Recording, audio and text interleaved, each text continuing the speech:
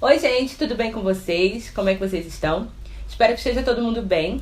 Estamos aqui para mais um vídeo no canal e hoje a gente tem a Ana como nossa convidada. Alguns de vocês já me conhecem, mas não custa nada me apresentar, né? Meu nome é Monique, eu sou enfermeira, sou consultora em aleitamento materno, consultora de cuidado com recém-nascido e estou aqui para contar algumas novidades para vocês. Primeira coisa, agora nós teremos 2 vídeos por semana no canal. Então toda quarta e toda sexta nós teremos vídeo aqui. Na quarta a gente vai falar de pós-parto e toda sexta-feira a gente vai falar sobre mães. E a pessoa que eu escolhi para abrir esse vídeo de hoje foi a Anabela. Então, como que a Ana surgiu na nossa vida? A Ana mora comigo e com a minha família já há mais ou menos uns 6 anos. E nós conhecemos a Ana através do pai dela. A Ana não é brasileira, gente. Ela é africana, veio lá de Guiné-Bissau. E o meu pai conheceu o pai da Ana através de um amigo nosso. E diante de algumas situações que estavam acontecendo, a Ana veio para morar na nossa casa. Mas isso é história para um outro vídeo e para um outro momento. Eu trouxe a Ana aqui hoje porque nós vamos abrir um quadro falando sobre mães, pode chamar de mães independentes, mães em solo, menos de mãe solteira. Eu não sou muito fã dessa nomenclatura mãe solteira, porque ninguém pergunta para um pai, por exemplo, se ele é um pai solteiro. Quando você vê ele com uma criança no colo, você só pergunta se ele é o pai.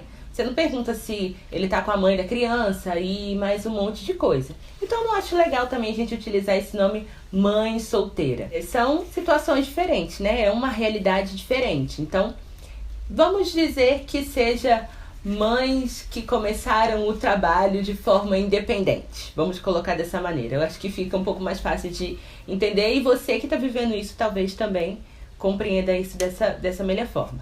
Mas eu vou deixar a Ana se apresentar para vocês, dizer nome, idade e tudo mais e falar um pouquinho da vida dela para vocês, tá bom? Boa tarde, pessoal. Meu nome é Ana, eu sou de Guiné-Bissau, tenho 24 anos. A Ana, gente, quando ela veio morar com a gente, ela tinha o Daniel, que hoje tem 7 anos, mas que quando ela veio morar conosco, ele tinha mais ou menos entre 1 ano e 1 ano e meio, ele era bem novinho.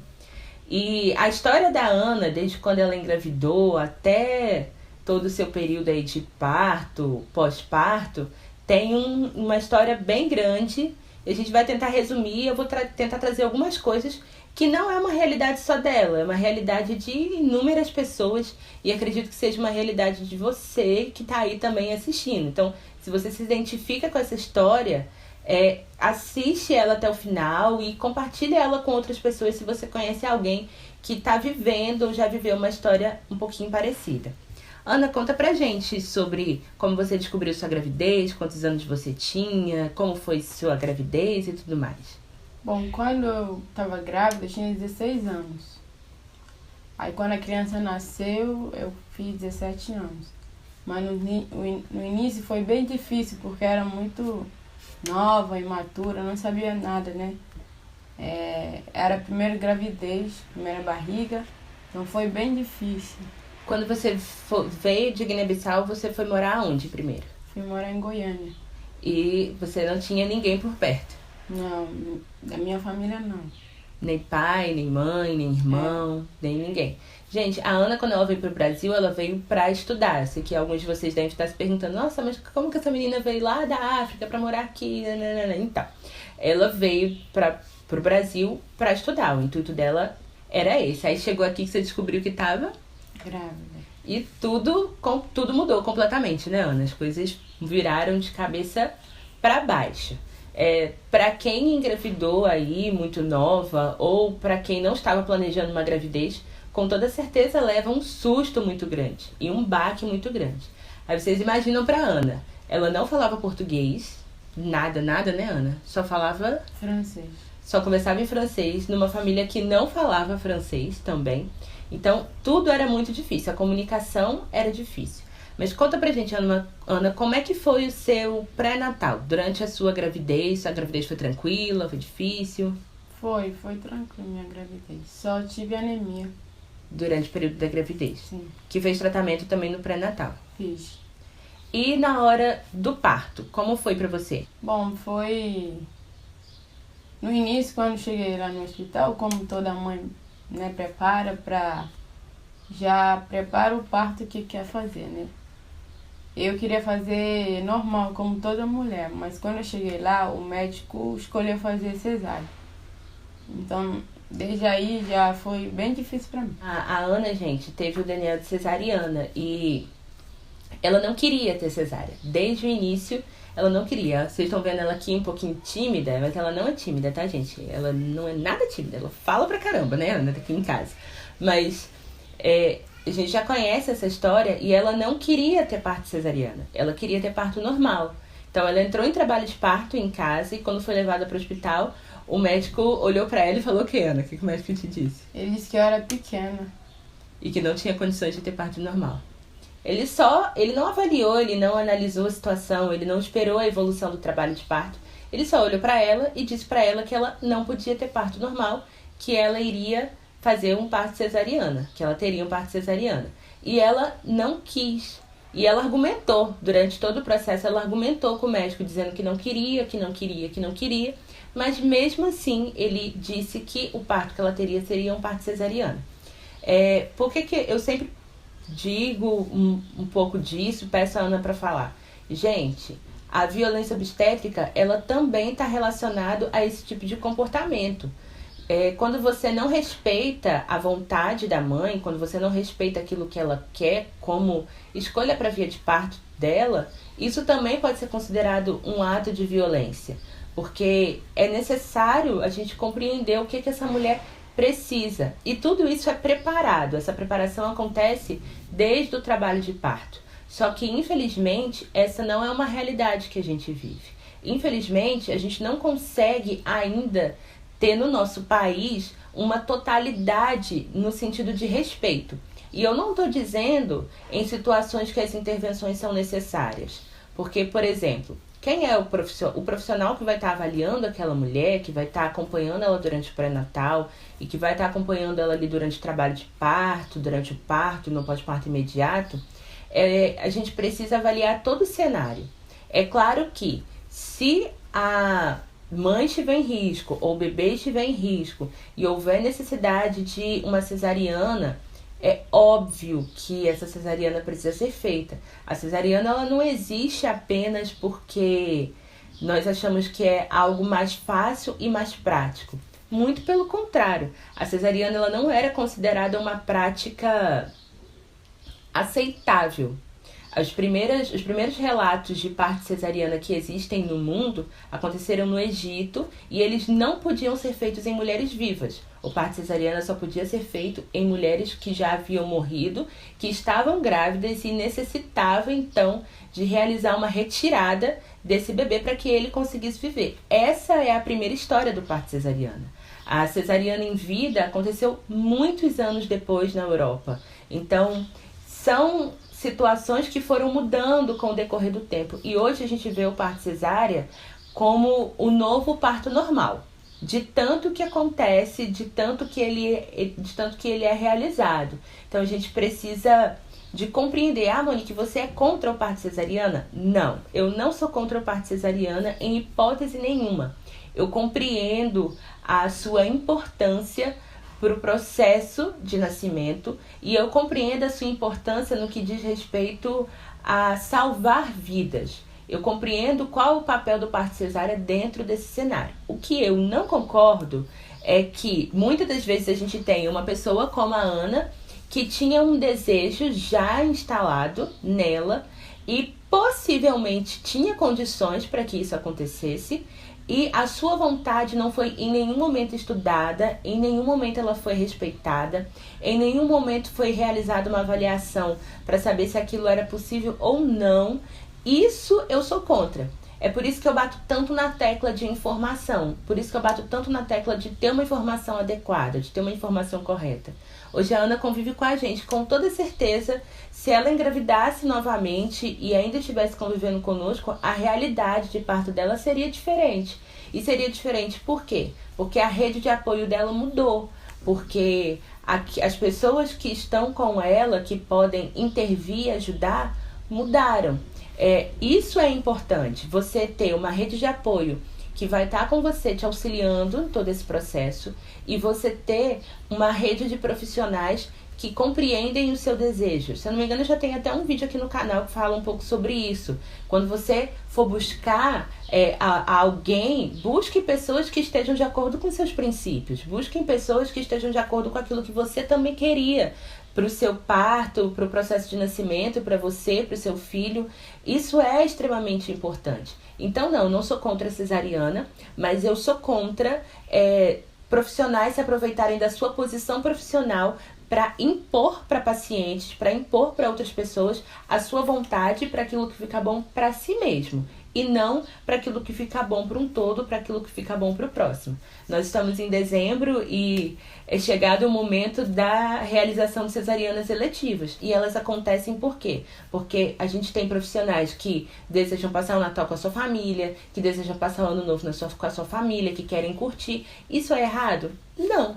Isso é completamente normal e completamente aceitável. É errado quando a gente quer impor a nossa vontade em cima da vontade do nosso paciente, visando aquilo que é bom para cada um de nós, e não aquilo que é bom para o paciente. Então, quanto mais você se informar, quanto mais você buscar profissionais que estejam de acordo com a sua linha de raciocínio, melhor tem a tendência, né? Melhor vai ser o seu processo de parto e o seu processo de nascimento. Então, fiquem ligadas nisso, prestem atenção nisso, porque isso sim é importante. A sua vontade é importante. Humanização tem a ver com humanidade, não tem a ver com técnica. A técnica bem feita, ela faz parte de um trabalho profissional bem feito. Agora, ser um profissional humanizado tem a ver com o tanto de humanidade que existe dentro dele e não com o nível de técnica que ele tem. Porque nós temos pessoas que não têm técnica nenhuma, mas conseguem ser muito mais humanos e sensíveis àquilo que a pessoa está passando do que a profissionais que têm toda a técnica do mundo, mas não conseguem se colocar no lugar do outro em situações mínimas, por exemplo. Então a gente precisa pensar sobre isso. Mas continuando aqui, então, Ana, eu queria que você contasse pra gente como foi pra você logo depois do seu parto. Você teve neném, foi cesariana, aquilo lá que você não esperava, mas como foi, assim, na hora de voltar pra casa, os primeiros dias ali depois da cesariana, pra alimentar, pra cuidar, como foi pra você? Olha, saindo pra casa foi tranquilo, mas quando a gente chegou, pra adaptar, ser mãe, dar primeiro leite, né, foi difícil, que machuca o bico do peito e também a criança acorda de madrugada, você não dorme. E eu fiz cesárea, né, fica bem difícil, tem que acordar. O Daniel acordava quantas vezes assim à noite? No início, ele acordou poucas vezes. Ele, na verdade, dormia muito, né, mas como era recém-nascido, né, que precisava mamar, a própria médica que me mandou acordar ele todas as noites. Uhum. Ele acordava 3 da manhã, 5 horas, e assim, ó. Mas antes, então, logo de início, era você que acordava ele não acordava sozinho? Era eu. Ele não ficava chorando a noite inteira? Não chorava, porque a médica disse que eu tinha que acordar pra mamar. Pra mamar. E ele, quando você acordava, ele se colocava ele no peito, ele mamava normalmente? Ele mamava normal. Só não acordava sozinho, né? Só não acordava, eu acordava. Ele passou a acordar de madrugada quando estava tendo cólica. Teve muita cólica? Não muito, mas teve cólica. E ele acordava assim, acordava toda hora ou ele nem chegava a dormir? Ele dormia e acordava pra chorar, né? Alguma coisa lá. Aí eu dava peito achando que era fome. Todo mundo mandava você dar peito, né? Mas era cólica. E o que você fez, assim, pra ajudar na cólica? A mulher que eu morava junto, ela dava um chá camomila pra ele. E resolvia? Aí ele dormia um pouquinho e depois levantava de novo. Então não resolvia completamente, né? Durante o dia ele dormia muito? Dormia. Nossa, ele dormia então o dia inteiro, a noite inteira, ele né? Dormia muito. Muito mesmo. O dia todo, a noite inteira. Tem que acordar ele. Ele chegou a perder peso, assim, no começo? Não. Não? Engordou muito rápido? Eu lembro de ver as fotos dele, ele era tão gordinho. Ele sempre foi gordinho, assim. Sempre foi gordinho. Então, É porque é difícil, que nem todas as mães têm essa facilidade. Tem bebê que não dorme de madrugada, é o contrário. Eles acordam o tempo inteiro e alguns trocam realmente assim o dia pela noite. Então, o Daniel já era o inverso, né? Ele tinha que dormir, ele dormia muito, era você que tinha que acordar ele. Eu perguntava pra médica, né, se era normal, porque ele dormia muito, a gente ficava assustado Preocupado, né? se tava acontecendo alguma coisa. Mas era normal, a médica. Quando ele tava dormindo assim, você parava pra olhar pra ver se ele tava respirando? Toda hora. Isso é coisa de mãe. Até hoje você faz isso, mas é coisa de mãe. Eu faço isso até Toda hoje. mãe faz isso. Às vezes o bebê tá dormindo, ele tá bem, aí ela vai lá, levanta, vai lá, dá só uma olhadinha. Mas ele dormia muito, muito mesmo. Se deixasse, ia até de manhã. Sem mamar, ficava lá deitado. Assim, o problema dos bebês, principalmente os recém-nascidos, de ficar muitas horas sem mamar, é por conta do risco de hipoglicemia que eles têm. Então, diminui a ingesta, né, de leite, bebe pouco leite, e a glicose deles cai muito. Isso acaba provocando muita sonolência e também provoca outros tipos de problema. Então, é sim, super correto acordar o bebê, quando ele não acorda, acordar o bebê para ele poder ser amamentado, porque ele precisa de ter uma reserva. Mas deixa eu te perguntar outra coisa. Antes do Daniel nascer, você já tinha leite? Já. Já? Eu tinha muito leite, eu tirava e colocava numa garrafa PET. Para poder guardar. Eu acho engraçado, vou te explicar por quê. Porque no Ministério da Saúde a gente tem uma recomendação, né, sobre o armazenamento de leite. E os leites, o ideal é que o leite seja armazenado num pote de vidro com tampa de plástico. E aí ele pode ficar congelado aí por pelo menos 15 dias e depois a gente descongela e oferece, né, pro bebê. Então, a garrafa PET, igual você usava, não era a garrafa ideal, mas era o que você tinha e era o que você usava, né? Eu usava muito, né? Chegava a encher uma garrafa? Todas as vezes. Saía leite. Eu ia pra escola, que eu estudava ainda, aí saía leite. Voltava pra casa e enchia na garrafa. Toda vez, né? Todas as vezes. Mas quando você começou a estudar, o Daniel já estava com quantos meses? Quando você voltou, né, pra escola? Porque você parou o tempo que você ganhou o neném e você voltou quando? Ele tava com 3 meses e pouco. Quando você voltou pra escola. Aí, quando você voltou, como é que foi a sua rotina, assim, pra volta? Você dava mamar ele antes? Você tirava o leite? Como é que você fez? No início eu levava ele pra escola, né? Aí dava uma pra ele, botava no carrinho e levava ele pra escola. Aí ele ficava dormindo, né? Como ele dorme sempre. Aí quando eu chegava no intervalo, ia de novo dar a mão pra ele, depois voltar pra casa. Só que depois eu comecei a trabalhar, deixava ele lá no berçário. Aí levava leite pra ele, pra mulher dar pra ele, porque eu botava Você tirava o leite e levava pra ele. Dá pra ela. Então, na maior parte do tempo, assim, mesmo sem saber de muitas coisas, você sempre dava o seu leite pro Daniel. Mas assim, você dava o seu leite pro Daniel por quê, assim? Você sabia que era o melhor ou porque você não tinha condições de comprar outro leite pra dar pra ele? Não, porque na minha família sempre, na verdade, a África, as pessoas não compram leite para criança. Dá o próprio leite do peito, porque fala que é melhor.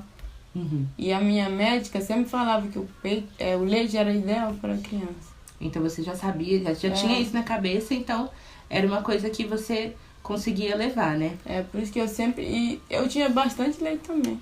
Eu amamentei uma menina antes do meu filho nascer. Ela nasceu com 7 meses. Prematuro, né? Aí eu dava peito pra ela.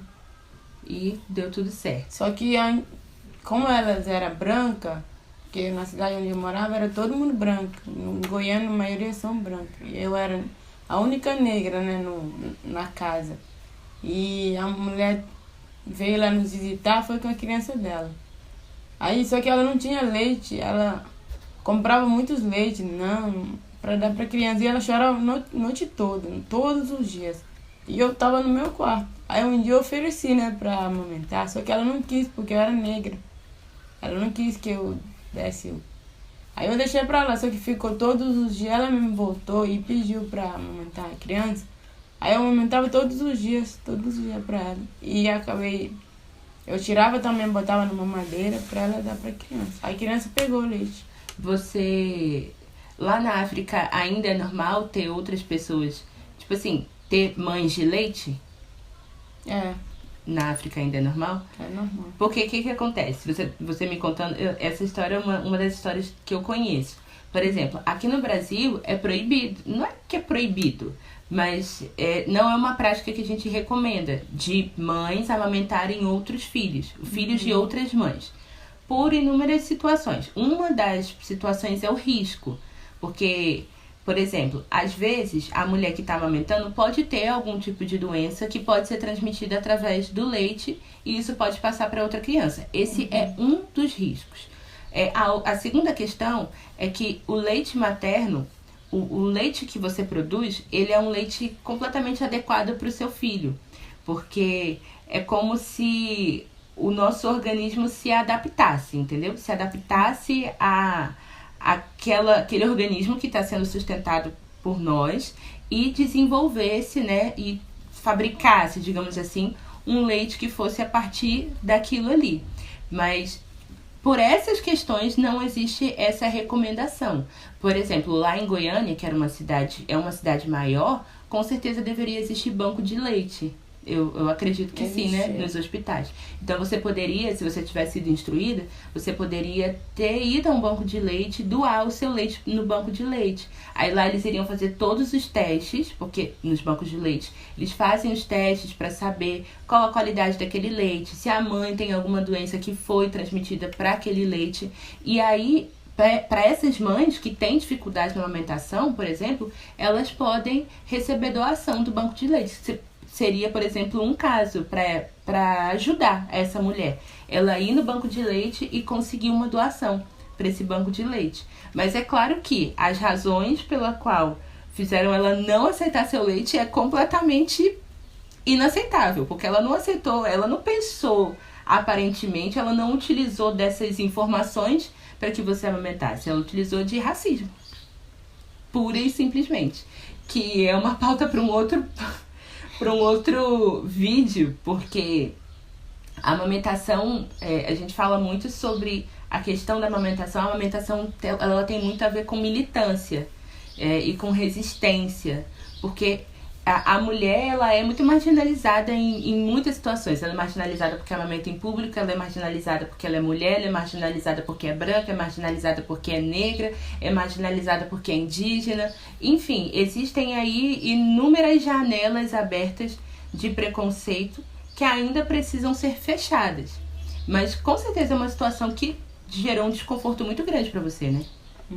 Você deve ter ficado bem chateada. Mas eu queria ajudar também. Mesmo assim. Porque ela chorava todos os dias, toda né? madrugada. A mãe sempre comprava leite, diferente leite. E ela não queria aceitar. E nada resolveu. Mas quando eu dei o meu, ela bebeu. E ficou bem? Só que depois elas foram embora.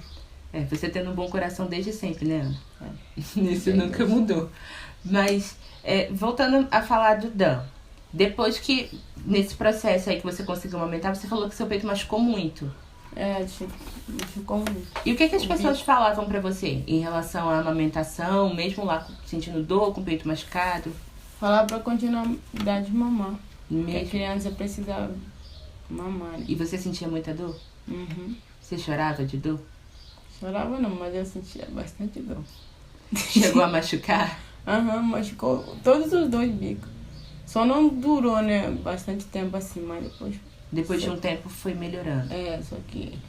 Só que é uma dor bem horrível, assim. Parece que tá queimando, porque é na boca, né, na ponta. Arde também. Quando a criança tá mamando é pior ainda. Piora a situação. Só que todo mundo fala que é bom, dá de mamar, tem que continuar. Que é todo mundo assim, é o início. Aí eu continuava a dar, né, pra criança não parar. Não ficar mal também, né, doente, como é recém-nascido. Aí eu dava de mamar, com uma dor e continuava dando de mamar. Agora, é uma coisa muito assim. Todo mundo fala muito da amamentação pro bebê, né? Do benefício que a amamentação tem pro recém-nascido. E é uma lógica. A amamentação faz muito bem pro recém-nascido, sim. O leite da mãe é o melhor leite para o recém-nascido, sim. O leite materno tem inúmeras propriedades que auxiliam no crescimento e no desenvolvimento do recém-nascido. O colostro é a primeira vacina que esse bebê vai ter, então ali vai ter todo o sistema de defesa, digamos assim, daquela mãe vai ser passada para o seu filho através daquele leite. Enfim, ele supre toda a demanda nutricional que esse bebê precisa. É claro que se eu for fazer uma lista aqui dos benefícios do leite materno para o bebê, ele é inúmero. Mas uma coisa que as pessoas falam pouco é que a amamentação ela precisa ser prazerosa para os dois, tanto para a mãe quanto para o bebê. As pessoas pouco falam sobre isso. E eu não estou aqui dizendo que a mãe não tem que amamentar e não tem que se sacrificar. Mas é um sistema de escolha para cada mulher. Tem mães, gente, que não conseguem, que simplesmente abandonam. E a dor é uma das causas de desmame. Ver o peito machucado é uma das causas de desmame. Porque para algumas mães, algumas dores elas têm um limite. Por exemplo, você tem um limite de dor, eu tenho um limite de dor. Cada pessoa tem um limite de dor. Para algumas, na amamentação, esse limite é extremo. Eu já atendi pacientes que elas falavam que não iriam suportar e muitas delas deixaram de amamentar por conta da dor, que para elas era insuportável. Assim, o nível de dor era muito, muito elevado. Então, o que fazer para ajudar? Monique, então quer dizer que se ela sentir dor a primeira vez ela tem que largar? Não é essa a questão. A questão é, vamos supor, se você tivesse sido ensinada desde o início da forma certa de amamentar, talvez você não tivesse sentido essa dor insuportável que você sentiu. E talvez a sua interação com seu filho fosse muito maior logo de cara. É por isso que a gente bate tanto na tecla de ter profissionais, de ter pessoas que ajudam, de ter pessoas que entendem do que estão falando e ensinam. O papel da consultora em amamentação, ela surgiu por essa demanda. Mães com diferentes dificuldades que precisavam ser ajudadas e que não conseguiam enxergar uma solução. Porque você deve ter passado por isso. Na hora que seu peito enchia muito, como que as pessoas te ensinavam a tirar leite do seu peito? Na verdade, ninguém me ensinou, né? Pior ainda. Eu mesmo inventei a garrafa PET. Colocar. E tinha um paninho que eu colocava, né? Uhum. Quando eu tava dando nesse lado, eu botava um paninho aqui pra tampar. Do lado do outro lado? Pra sugar, pra não molhar a roupa toda. Porque vazava muito. Porque eu não tinha conhecimento que tinha as coisas que coloca, né? Pra evitar de molhar. Aí eu tampava com pano e dava de mamar. Depois de virar pra cá, eu botava pano pra cá também. Quando você ia dar mamar, eu tô vendo você falar aí de virar pra um lado e virar pro outro. Você fazia como? Você dava numa mamada só um peito e na outra mamada outro peito? Ou você dava os dois na mesma mamada? Eu dava a médica mandou dar num peito. Uhum. Quando terminava, colocar pro outro peito. Aí você fazia sempre assim, revisava de um peito pro outro. Colocar pra arrotar. Ficava quanto tempo assim com ele em pé pra ele arrotar? Ou ele arrotava rápido? Tem que bebê que arrota rápido. Ele arrota rápido. Então, porque ele mama muito, né? Acho que meu leite vinha muito rápido, assim, é muito cheio. E ele acabava arrotando bem rapidinho também. É uma outra coisa também que a gente... que alguns estudos já trouxeram que modifica um pouco sobre essa questão de ter que mamar tudo, ter que mamar um peito inteiro para depois mamar o outro peito completamente. As pessoas dizem que é para pegar o leite anterior e o leite posterior. O leite que vem primeiro só com muita água e depois com muita gordura. Alguns estudos também já dizem que não existe, não é que não existe, mas hoje em dia já se tornou um mito a questão de leite anterior e leite posterior, porque fica parecendo assim que o peito está dividido em duas partes, né? Parte da frente com água, parte da frente com gordura. E na verdade, a amamentação, ela acontece de uma forma diferente. Por quê? Porque o bebê, o leite é produzido de acordo com a necessidade que o bebê tem. Então, conforme ele vai sugando, se a demanda necessária para aquele bebê é um leite mais rico em gordura, o seu organismo vai produzir um leite mais rico em gordura. Se ele tem uma demanda maior de concentração de água, o seu organismo vai produzir uma concentração maior de água. Então, de onde surgiu essa história, né? Não é uma história, mas de onde surgiu esse estudo para basear leite anterior e posterior, devido ao estímulo de ejeção, de saída do leite, que vem por conta da sucção do bebê e de um comando do cérebro que vem da hipófise anterior e da hipófise posterior. Daí veio a história do leite anterior e leite posterior, basicamente. Ela veio baseada nisso aí. Então, hoje, a gente pode dar os 2 peitos na mesma mamada, porque tem bebê que mama os 2 peitos na mesma mamada. Eu acho que o Daniel seria um desses. Se botasse ele pra mamar nos 2 peitos, ele ia mamar os 2 peitos numa boa, sem problema algum. Mas depois dessa parte que você foi aprendendo sozinha, né, como amamentar, primeiro com o peito machucado, depois disso tudo, como foi pra cuidar? Banho, fralda, umbigo, botar pra dormir, roupa, como é que foi essa parte? No início, a mulher me ensinava, né? Como mexer no umbigo, como limpar. E como dar banho também. Vestir a roupa da criança. Como é que você limpava o umbigo? Olha, eu limpava com algodão e álcool. E aí você cobria com o quê? Depois eu amarrava, né, a barriga dele com uma faixa. Mas você amarrava pra quê? Pra não entrar um vento, alguma coisa que fosse infectar o umbigo dele. E você aprendeu isso com quem? Minha mãe. É uma coisa... É coisa africana. Não é só africana, acredite você. Aqui no Brasil isso acontece e acontece muito.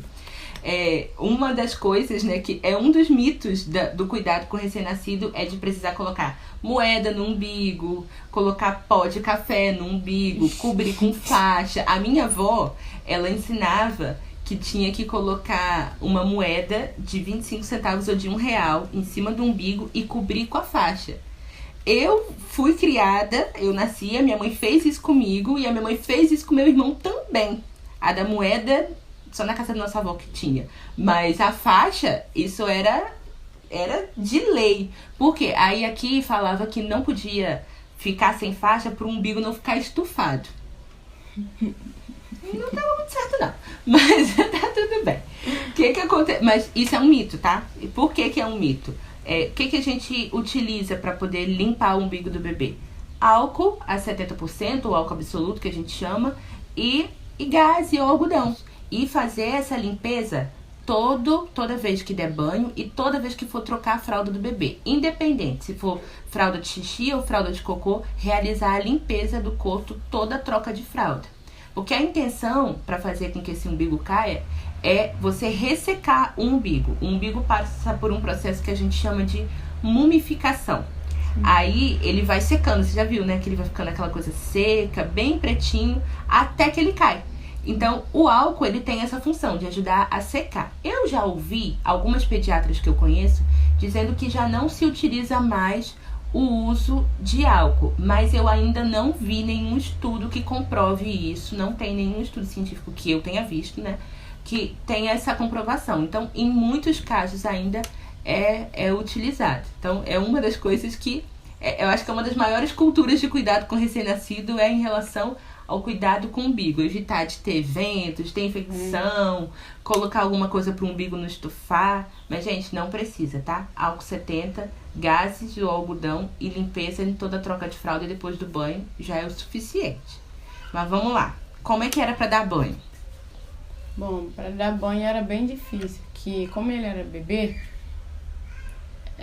eu não tinha jeito, né, de pegar a criança. Eu já peguei muitas crianças, mas já era grandinho um pouquinho. Só que ele era bem pequeno e parece que a cabeça deles é mole, tudo é mole, aí a gente fica sem saber o que fazer. Eu tinha medo dele cair, né, dentro da água e ficar lá embaixo da água. Aí eu ficava tentando, assim, né? Ele mexia muito? Dar banho. Ele mexia, só que a cabeça dele era bem molinha. Aí eu tinha medo. Todos os dias era a mesma coisa, até eu acostumar. Demorou muito pra acostumar? Demorou. Mesmo quando eu sabia, né, mas eu tinha medo ainda, né? Eu acho que é um dos maiores medos, assim, não só das mães, até dos pais também. Normalmente nos primeiros dias, né, quem tá com a mãe em casa pede a mãe ou quem tá acompanhando pra dar o banho. Ariana, então era difícil até de ficar andando também, né, o tempo todo, ficar agachada, assim, abaixada pra poder dar banho. Mas é um dos medos, que é um dos grandes medos, né? Principalmente agora nesse comecinho por causa disso. Existem outras maneiras de dar banho, né? A gente tem o banho humanizado, tem o banho de ofurô, tem como dar banho no chuveiro também. Então, tem outras formas de dar banho que podem ajudar aí essas mães.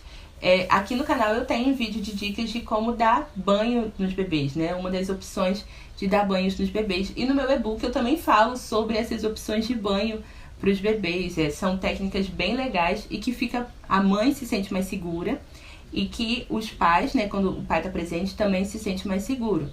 No hospital, eu sempre ensinei os meus alunos a dar banho humanizado, que é o banho que eles estão envolvidos numa fralda. Fica mais fácil de segurar porque não escorrega. Enfim, tem outras técnicas, mas dá um trabalhinho, né? Até a pessoa acostumar e aprender. No início eu não dava banho nele, porque como eu tive parto cesárea, aí a mulher dava nele, né? Uhum.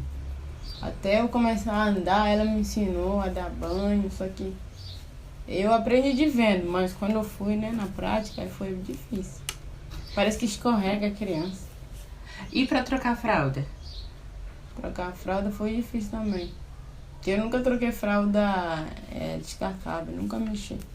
Só de pano. Na África só usava fralda de pano. Só de pano. Aí aqui você aprendeu a usar fralda descartável. Descartável. Aí não demorou muito tempo não pra aprender, mas fala que você tem que colocar de um jeito pra não depois ficar assado, assim. Aí deixa aquela coisa que te faz ficar com dúvida, né? Como é que você vai colocar. Que a médica fala que tem que colocar direito, não botar muito na barriga da criança. Eu não sabia o que fazer, né? Demorou, mas eu aprendi depois como que faz. Teve um tempo que você não teve fralda descartável, né? Chegou um tempo que eu não tive. Porque a gente ganhou bastante, né? No chá, muita fralda. Aí durou uns 5 meses. Bastante tempo, a gente não comprou. Quando acabou, eu comecei a comprar, né? Que depois eu fui trabalhar, assim. Mas chegou um tempo que não dava mais pra comprar, não. Aí você usava o quê? De noite ele usava, né? Fralda descartável, mas durante o dia botava... Eu inventei um negócio com a sacola, cortava o formato da fralda e botava a fralda de pano por dentro. E fazia a fralda pra ele, amarrava pra ele. Já chegou a machucar ele alguma vez, tentando amarrar a fralda de pano? Machucou um pouquinho em cima. Mas depois você aprendeu e deu tudo certo. Por causa da sacola. A arte das mães de saber tentar sair das situações quando elas aparecem, né? E a gente usou bastante fralda com sacola. Bastante tempo. Eu acho que quando a gente fala de instinto materno, são essas situações. Porque assim, é muito nítido. Nenhuma mãe nasce sabendo. Não existe essa conversa de... quando uma mulher tá grávida, ela já vai ser mãe. Não, ela vai aprender a ser mãe depois que o bebê nascer. Ela vai aprender a cuidar depois que o bebê nascer. Mas algumas coisas são realmente por instinto, né? Você vai tendo o instinto de proteção, de fazer, de como fazer. Então, tem muitas coisas que às vezes eu falo assim para as mães: acredite em você, acredite que você dá conta, acredite que você é capaz de fazer aquilo, porque tem muitas coisas que a gente, como profissional, a gente pode ensinar e ensina, mas tem muita coisa que a mulher vai descobrir sozinha, ela e o bebê, porque você se acostuma, né, a ter o bebê ali com você o tempo inteiro, você vai começar a descobrir qual é o jeito dele, a personalidade dele, você vai começar a compreender o porquê que ele tá chorando, quais os horários que ele mama, o horário que ele acorda, o que ele mais gosta de assistir, como que ele gosta de ser segurado. Tudo isso é aprendido ali no dia a dia e na convivência, né? Sim. Isso facilitou pra você depois? Facilitou. No início era tudo difícil, mas depois passou. Quando ele chorava, porque às vezes no início, antes de a gente saber, né, a gente acha que é fome. Mas depois, quando chora, é porque quer beber água, porque lá é muito quente também em Goiânia. Quer beber água, quer alguma coisa, pegar no colo, ou quer sentar. Depois eu aprendi como é que é. Tá. Me fala uma coisa, como foi assim, depois desse processo, aí você aprendeu e tudo mais, Daniel sempre mamando, e você ali aprendendo a cuidar dele, teve o período aí de começar a alimentação, né? Continuar mamando, mas de começar a introdução de novos alimentos. Como foi essa passagem, assim, esse processo? No início foi ruim pra ele, né? Que ele acostumou a mamar, não comer. Uhum. Mas depois ele se adaptou. Que era batata, cenoura, que cozinhava e depois já amassava pra ele, né? Uhum. Aí se tornou fácil, só que ao mesmo tempo que ele comia, ele mamava também. Então você continuou amamentando e introduziu a dando alimentação. comida. E ele conseguiu se adaptar super bem com as Uhum, duas coisas. se Continuar adaptou. amamentando e continuar comendo. Continua comendo. Teve algum momento que você quis introduzir outro leite que não era o seu pra ele? Sim, depois que já queria tirar ele do peito, né? A gente passou a dar leite de vaca.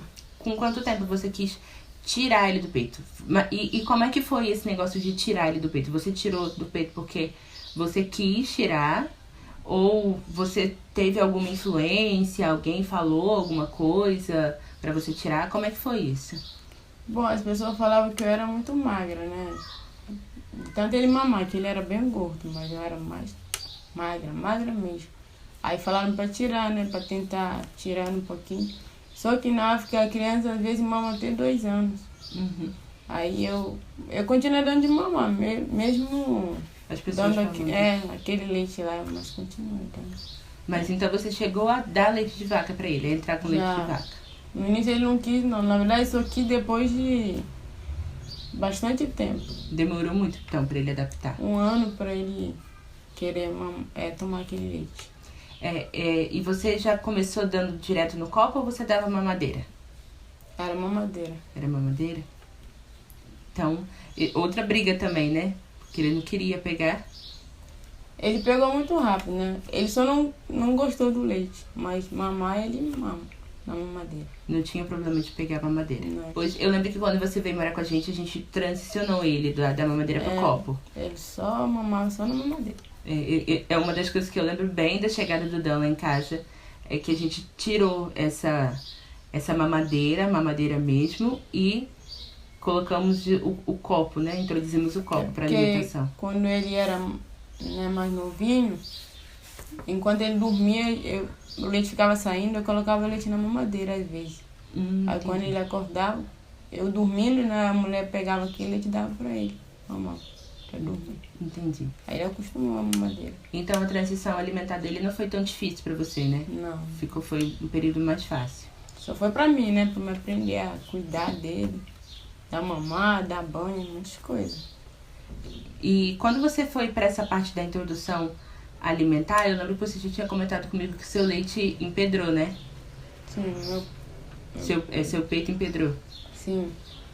Chegou um tempo que empedrou, porque como eu trabalhava, eu ficava o dia todo, ele ficava no berçário, acho que porque eu colocava na mamadeira, mas chegou um tempo, eu acho que como é falta de dar leite, aí ficou empedrando.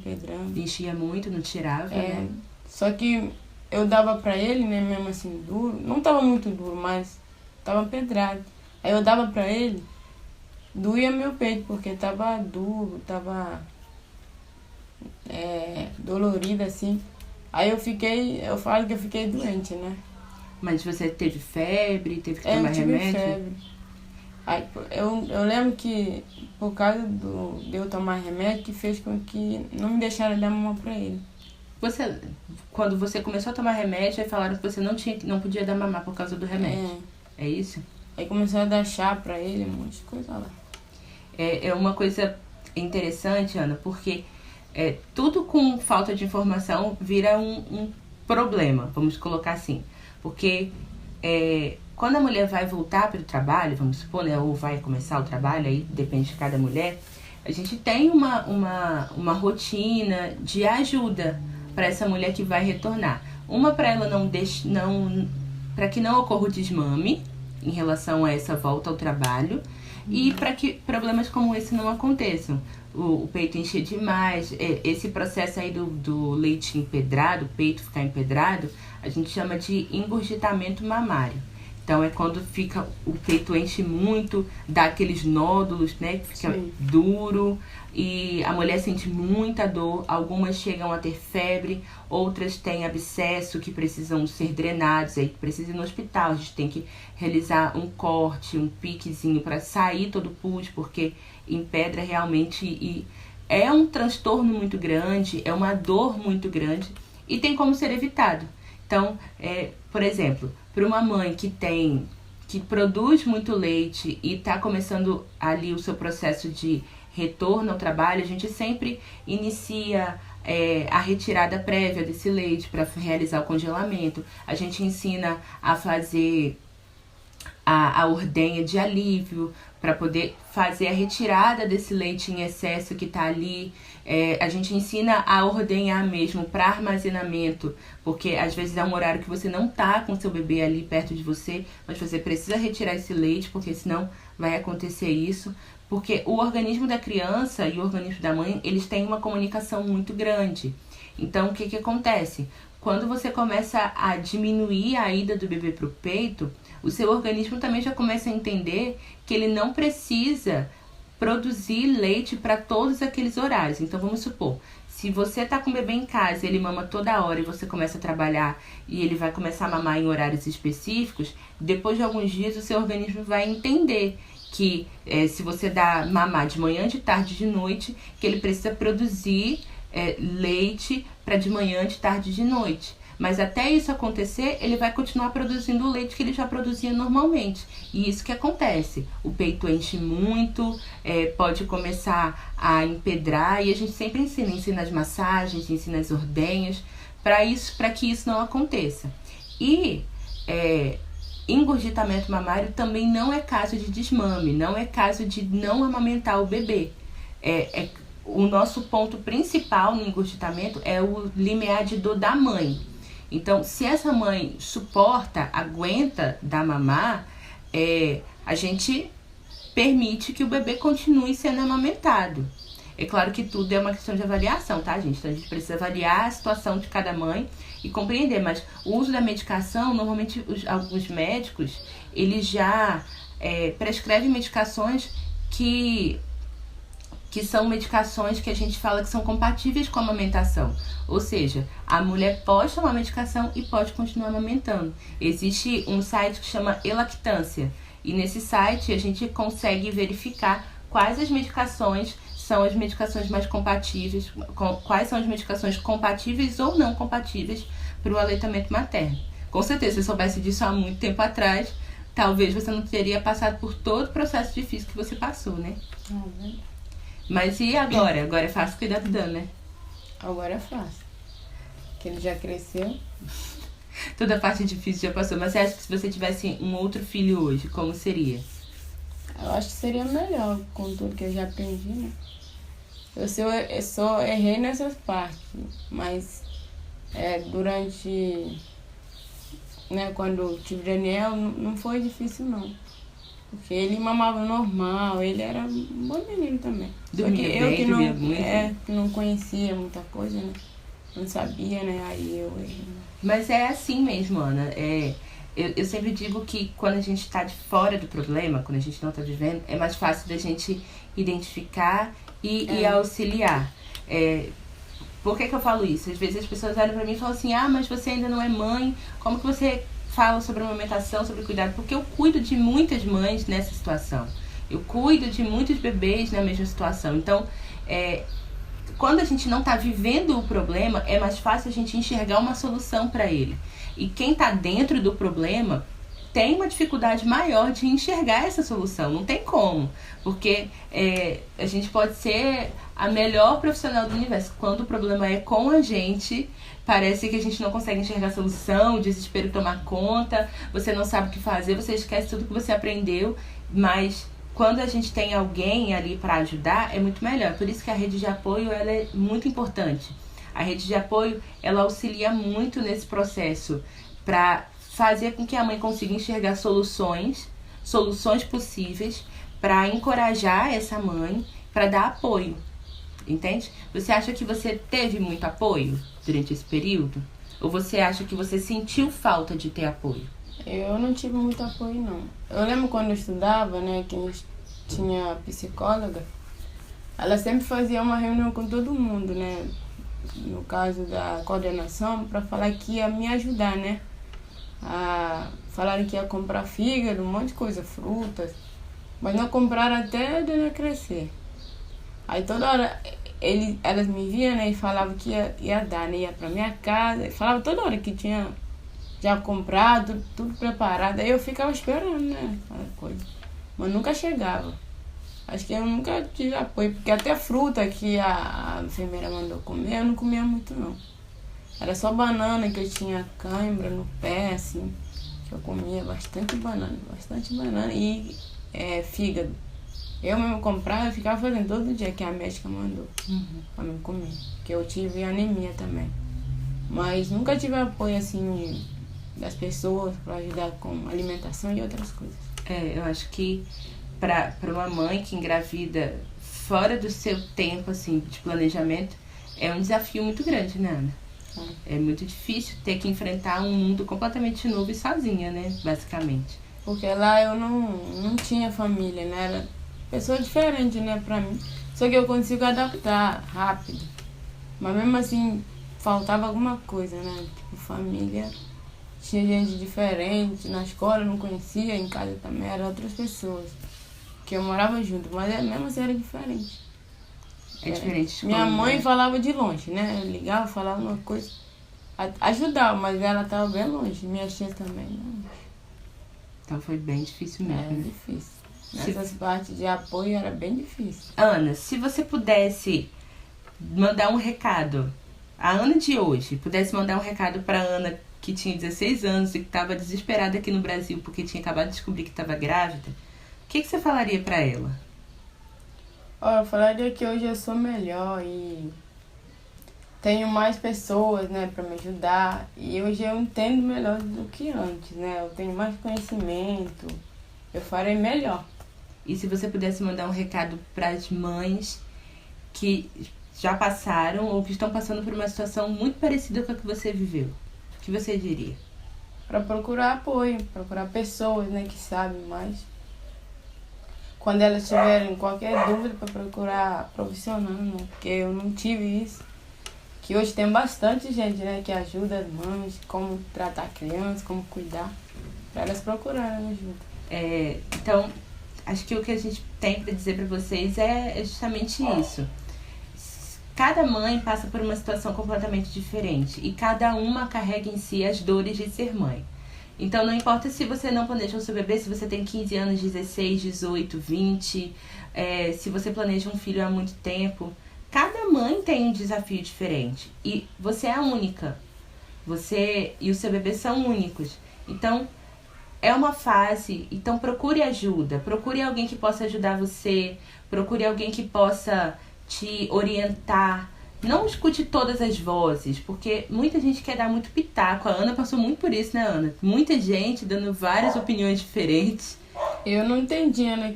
Eu não entendia português direito, não. Alguém tinha que traduzir pra mim. Aí que piorava mais ainda essa situação, né? Porque dava bem mais trabalho. Não entendia nada. Então, tipo assim, são situações e situações, mas entenda, existe apoio, existem pessoas que você pode procurar, que você pode se identificar a ponto de pedir ajuda, a ponto de buscar um recurso, a ponto de buscar uma informação. Às vezes uma informação certa já te ajuda e te ajuda muito, já te faz crescer muito. Então, eu espero muito que vocês tenham gostado desse nosso papo aqui com a Ana hoje. Ana, muito obrigada por ter vindo. Nada. Você sabe que eu sou muito grata a você, né, por tudo. Não só por isso, mas porque você trouxe o Daniel pra nossa vida, que mudou a nossa vida completamente. A minha casa só tinha adultos, gente. Eu, a minha mãe, meu pai e o meu irmão. E quando a Ana veio morar com a gente, o Daniel virou o bebê da nossa casa. E uma casa com criança é completamente diferente.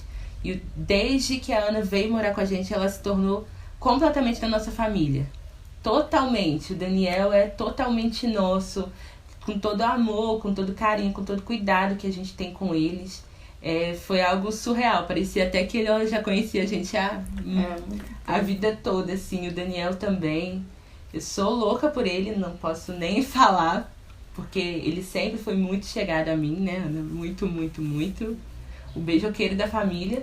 Mas talvez você não seja assim, não tenha uma família para te acolher como a Ana teve, a nossa que acolheu ela. Mas eu posso dizer que existe possibilidade de ajuda. Existe uma forma de você ser ajudado. Então, eu espero que vocês tenham gostado muito desse vídeo. Eu gostei muito de compartilhar esse momento com a Ana. Nós teremos outras mães aqui também para poder compartilhar dessas histórias com vocês. Então, se você gostou desse vídeo, curte, deixa o seu comentário. Comenta aí se você se identifica com essa história, ou se você conhece alguém que se identifica com essa história. Se inscreve aqui no canal, ativa o sininho da notificação, porque todas as vezes que você interage comigo aqui nesse vídeo, o YouTube compreende que esse conteúdo ele tem relevância para você. Então compartilha com o máximo de mulheres que você conhecer, porque informações como essa precisam chegar para que outras pessoas não se sintam sozinhas também. Eu vou deixar aqui na descrição as minhas redes sociais, então acessa lá as redes sociais também, lá no Instagram e lá no Facebook. E também aqui no link da descrição, aqui na descrição, no box, a gente vai deixar o link para você acessar o meu e-book. Então, se você ainda não tem o e-book, ele é completamente grátis. Basta você clicar no link, ele vai te mandar para a página do e-book, você baixa e lá você vai ter informações sobre a primeira semana de vida do bebê. Então, se você ainda não baixou, baixe o seu e-book também. Um beijo e até a próxima!